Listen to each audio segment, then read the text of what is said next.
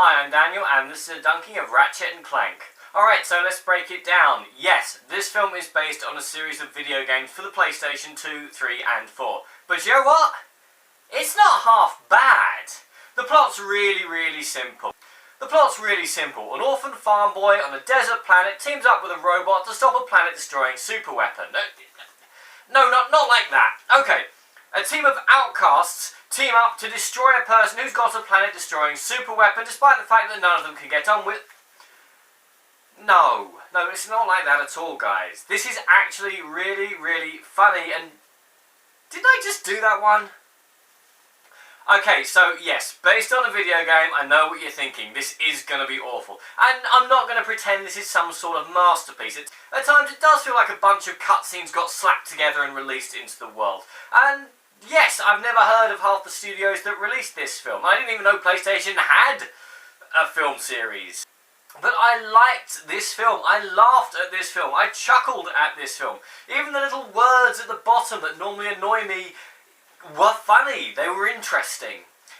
I get the feeling that not everyone's going to like this film. I think my audience, there were a lot of people like me who'd really enjoyed the series and were chuckling away at the in-jokes and looking at the cast of characters that we remembered.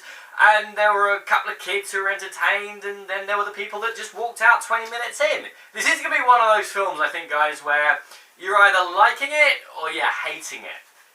Surprisingly, this film's actually got a pretty A-list cast doing the voice acting. I mean, Sylvester Stallone, Paul Giamatti, Rosario Dawson. These people are doing the voice acting here.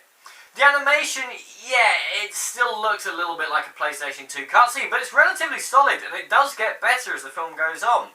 But they make decisions, and they deal with the consequences, and they have crisis. And I sat down in this film thinking, okay, I've just seen one of the best films of the year, let's get this one over with so I can go home. And you know what?